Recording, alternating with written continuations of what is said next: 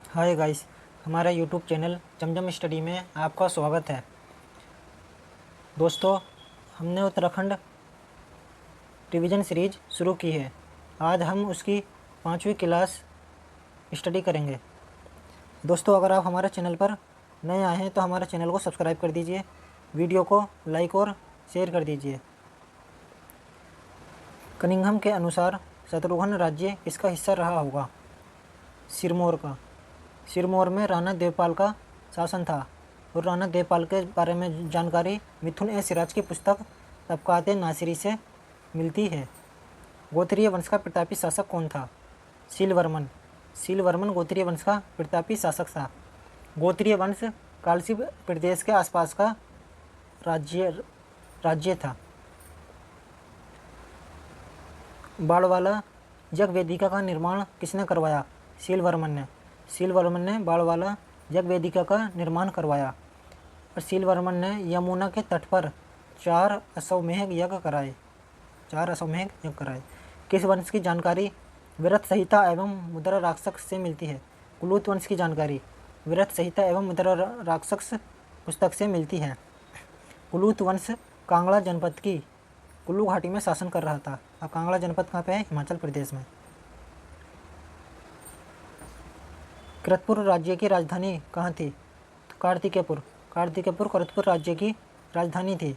समुद्रगुप्त की प्रयाग प्रशस्ति में करतपुर राज्य को गुप्त साम्राज्य के अधीन बताया गया है।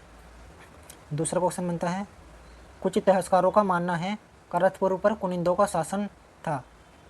और करतपुर, तीसरा क्वेश्चन बनता है, करतपुर के अंतर्गत कौन कौन से क्षेत्र आते थे? इसके अंतर्गत आते थे हिमाचल प्रदेश, उत्तराखंड और रोहलखंड का उत्तरी भाग जो है करतपुर के अंतर्गत आते थे। किस प्रशस्ति में करतपुर राज्य को गुप्त साम्राज्य के अधीन बताया गया? प्रयाग प्रशस्ति में। लाखामंडल से मिले खंडित शिलालेख किस वंश से संबंधित हैं? तो लाखामंडल से मिले खंडित शिलालेख संगलेश वंश से संबंधित हैं।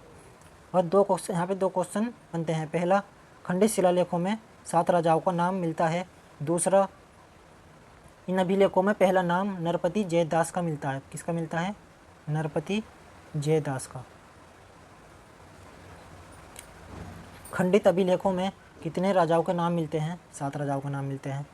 पहला नाम नरपति जयदास का मिलता है। यदुवंश का संस्थापक कौन था? यदुवंश का संस्थापक श्रीसेन वर्मन था।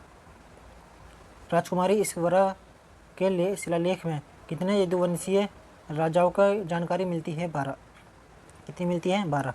यहाँ से जो है 3 क्वेश्चन बनते हैं। पहला, 11 पीढ़ियों के 12 शासकों का नाम मिलता है। कितने मिलता है? 11 पीढ़ियों के 12 शासकों का नाम। यदुवंश का संस्थापक श्रीसेन वर्मन था। दूसरा, यदुवंश का संस्थापक श्रीसेन वर्मन था। तीसरी, यमुना प्रदेश के यदुओं की राजधानी सिनपुर थी। यमुना प्रदेश के यदुओं की राजधानी क्या थी? सिनपुर। किस स्थल का किस प्राचीन नाम मढ़ था? लाखामंडल का। लाखामंडल का प्राचीन नाम मढ़ था। राजकुमारी ईश्वरा ने लाखामंडल में एक शिव मंदिर बनाया था। उत्तरी नागवंश का शक्तिशाली शासक कौन था? गणपति नाग उत्तरी नागवंश का शक्तिशाली शासक था। 3 क्वेश्चन बनते हैं। पहला, गणपति नाग का रुद्र हिमालय गोपेश्वर अभिलेख में मिला। गोपेश्वर अभिलेख में मिला रुद्र हिमालय। दूसरा, यमुना घाटी में यदुओं का अस्तित्व मिटाने का श्रेय गणपति नाग को जाता है। तीसरा, नागों के बाद उत्तराखंड में मोखरी वंश का शासन रहा। दूसरा क्वेश्चन बनता है, नागों के बाद उत्तराखंड में किसका शासन हुआ था? मोखरी वंश का।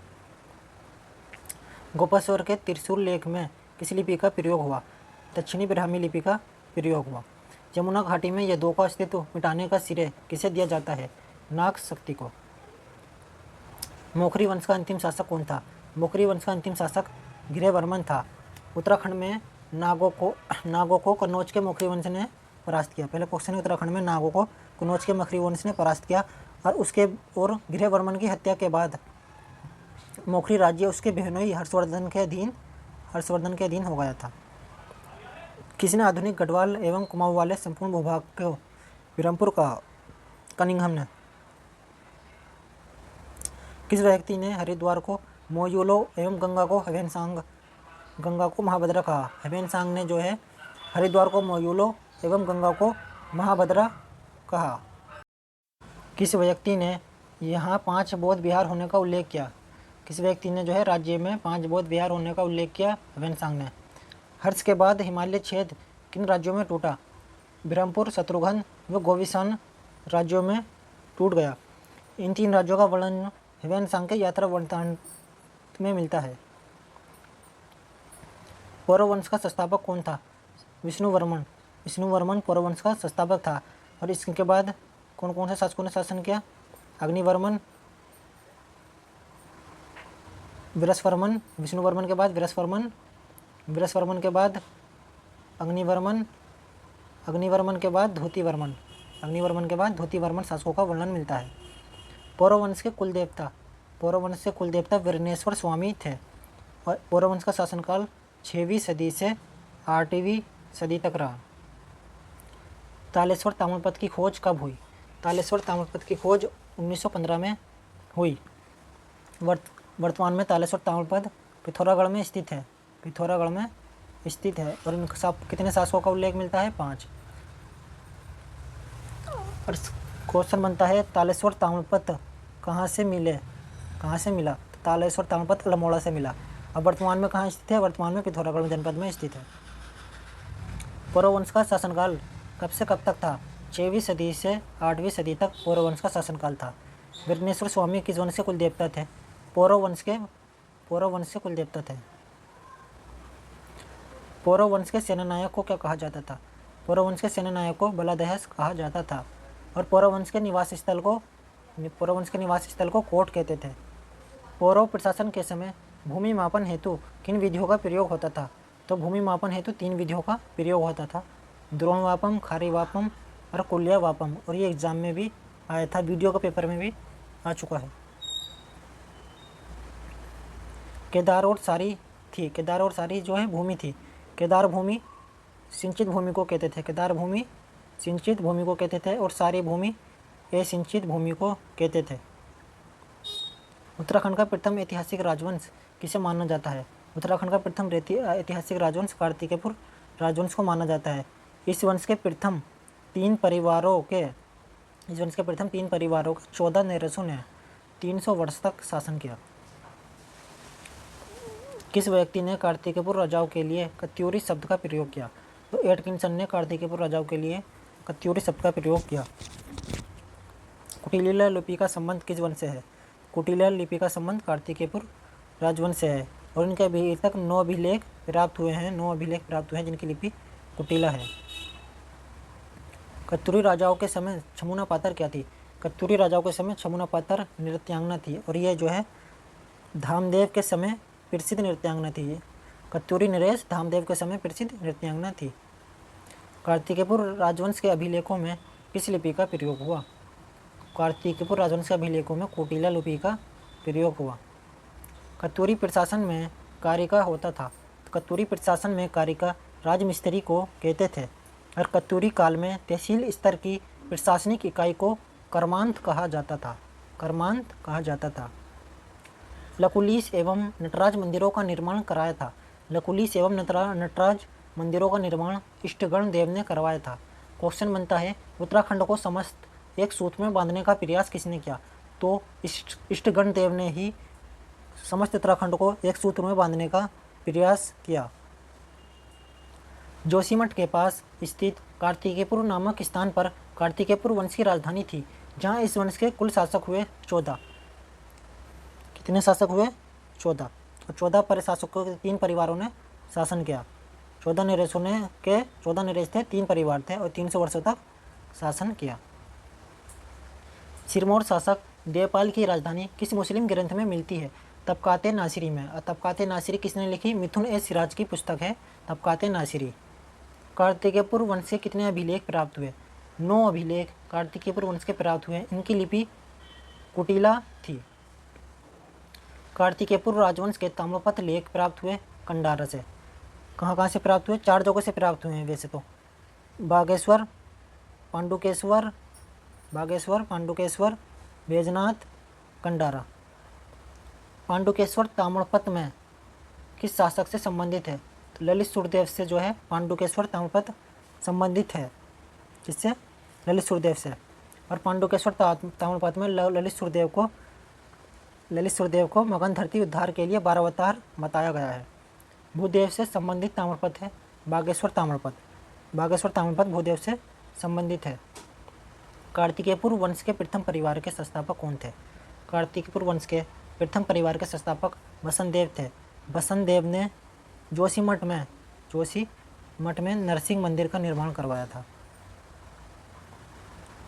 कौन सा शासक कन्नौज के राजा यशोवर्मन के समकालीन था? खरपड़देव कन्नौज के राजा यशोवर्मन के समकालीन था। किस पुस्तक में कश्मीरी राजा ललिता द्वितीय मुक्तापीड द्वारा गढ़वाल क्षेत्र को जीतने का उल्लेख किया गया? कल्हन की राजतरंगिणी में ललिता द्वितीय मुक्तापीड द्वारा गढ़वाल क्षेत्र को जीतने का उल्लेख किया गया। कार्तिकेयपुर राज्य में द्वितीय परिवार का संस्थापक कौन था? निम्बरदेव कार्तिकेयपुर राज्य में द्वितीय परिवार का संस्थापक था। निम्बरदेव शैव धर्म का अनुयायी था। शैव धर्म का अनुयायी था और इसकी पत्नी का नाम नाथू देवी था। किसने समस्त उत्तराखंड को एक सूत्र में बांधने का प्रयास किया? इष्टकर्ण देव ने, और यह कई बार एग्जाम में आ चुका है। इष्टकर्ण देव ने समस्त उत्तराखंड को एक सूत्र में बांधने का प्रयास किया। किस शासक के सर्वाधिक ताम्रपत्र प्राप्त हुए? ललित सुरदेव के सर्वाधिक ताम्रपत्र प्राप्त हुए। बैजनाथ मंदिर का निर्माण किसने करवाया? बैजनाथ मंदिर का निर्माण भूदेव ने कराया था और भूदेव जो है बौद्ध धर्म विरोधी था और इसलिए इसे बुद्धू शर्मन की उपाधि दी गई। बौद्ध धर्म विरोधी शासक था भूदेव। सोलाला द्वितीय वंश की स्थापना किसने की? सोलाला द्वितीय वंश की स्थापना इच्छरदेव ने की थी। इच्छरदेव की पत्नी का नाम सिंधु देवी था। किस वंश के शासनकाल में आदिगुरु शंकराचार्य जी का आगमन हुआ? कार्तिकेयपुर शासनकाल में आदिगुरु शंकराचार्य जी का आगमन हुआ। ये द्वैतवाद के प्रवर्तक हैं आदिगुरु शंकराचार्य और इनका 820 ईस्वी में केदारनाथ में शरीर त्याग दिया 32 वर्ष की उम्र की आयु में। आदिगुरु शंकराचार्य ने 820 ईस्वी में केदारनाथ में शरीर त्याग दिया अपने 32 वर्ष की आयु में। और भारत में 4 मठों की स्थापना जो है आदिगुरु शंकराचार्य जी ने की। ज्योतिर्मठ, पुरी, श्रृंगेरी और द्वारिका।